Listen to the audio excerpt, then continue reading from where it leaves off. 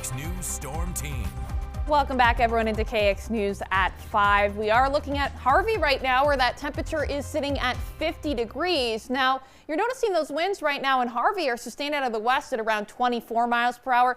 Difficult to see that reflected on this camera here just because of where it is positioned and where it is located, but I can tell you, in terms of wind gusts across the viewing area, in the last couple of moments or so, we've seen upwards of between 25, 35, even as much as close to 45 mile per hour gusts here across the viewing area. I'm here to say that the wind gusts will eventually come to an end within at least the course of the next few hours. You'll still notice a bit of that breeze as this exits from the west to the east here. We're still talking the potential of seeing gusts anywhere between 15 to 25 miles per hour, but this is really why we are dealing with those gusty winds.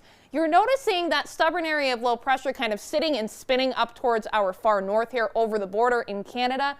As it does so, and high pressure is attempting to regain control here, it's creating what we call a tight gradient. Wind is described as air moving from high to low pressure here, and you're noticing as high pressure is attempting to regain control and it's interacting with the stubborn low pressure system, it's causing or creating those breezier conditions overall. But a live look at Storm Team radar, zooming you a bit tighter in, showing you that we're really not seeing any shower activity compared to what we were seeing yesterday afternoon and evening in terms of that beneficial rain.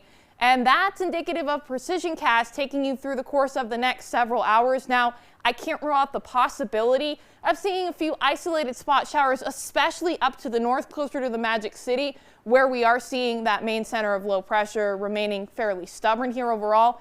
Other than that, you're also going to be seeing some lingering areas of cloud cover kind of located on the underside of this system here, which is why I am calling for more of a mix of sun and clouds throughout tomorrow. Now, in terms of the temperatures you're going to be waking up to tomorrow morning, a lot of us still stand a chance at falling back below the freezing mark into those values in the 20s and 30s. The exception here going to be down in our far southeasternmost communities, where those values will be closer to the upper 20s and the lower 30s. By tomorrow afternoon, we're close to more of a seasonable feel, with most spots getting closer to not quite at the lower 60s just yet.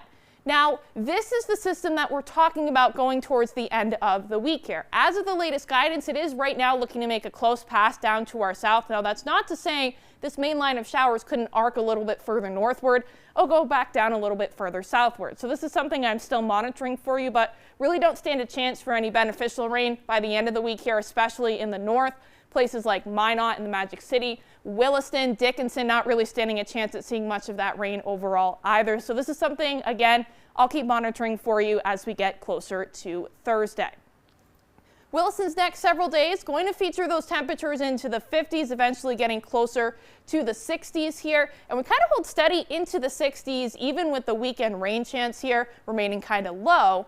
Dickinson's next several days going to be keeping those temperatures getting closer to the 60s as we get towards the weekend. Very similar setup in that portion of the state. In the Magic City's next several days, we're going to see temperatures slowly but surely get to the 60s, kind of holding steady in that pattern, even looking at overnight lows, only falling back into the 40s, even close to 50s in terms of those overnight lows between Saturday night and Sunday. Bismarck's next several days, we have increased that rain chance, especially Sunday afternoon into Monday morning here, which is why we have that rain icon for you, but really not going to do much to our temperatures. Pretty much going to be holding steady into the 60s by the end of the 7-day there, Joel. So a little glimmer, I guess, as we get closer and closer to the start of May here, that, yeah, we're almost back to shorts weather here soon, I guess. Soon enough, we'll be in summer.